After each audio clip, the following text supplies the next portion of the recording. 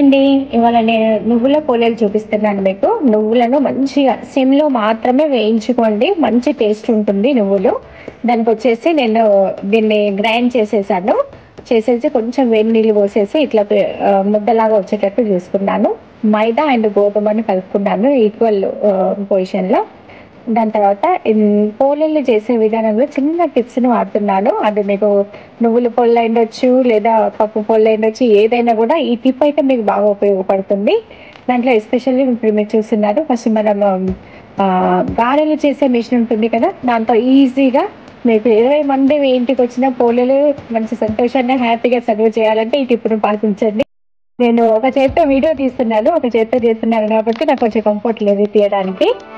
So, ఇది మనం గారెల మిషన్‌లో ఫస్ట్ మనం పిండిని నొక్కేసుకొని బిల్లగా చేసుకొని దాంట్లో పూర్ణం పెట్టేసి దీంట్లో చేస్తే ఈవెన్‌లీ మనకు పూర్ణం ఏదైతే ఉందో ఈవెన్‌లీ వస్తుంది. మనము పోలే తింటుంటే చాలా టేస్టీగా ఉంటుంది. నేనైతే నెయ్యి చాలా పుష్కలంగా వాడతాను. మా ఇంటిల్లిపాదికి ఇష్టము. ఎస్పెషల్లీ మా పెద్ద బాబుకి చాలా ఇష్టము. కాబట్టి తను వస్తున్నారని చెప్పేసి పండగకు ముందుగానే పోలేలు చేస్తున్నాను. చాలా టేస్టీగా ఉన్నాయి. మీరు ఈ టిప్స్‌తో మీరు పోలేలు చేసుకోండి. చాలా బాగా ఎంజాయ్ చేస్తారు.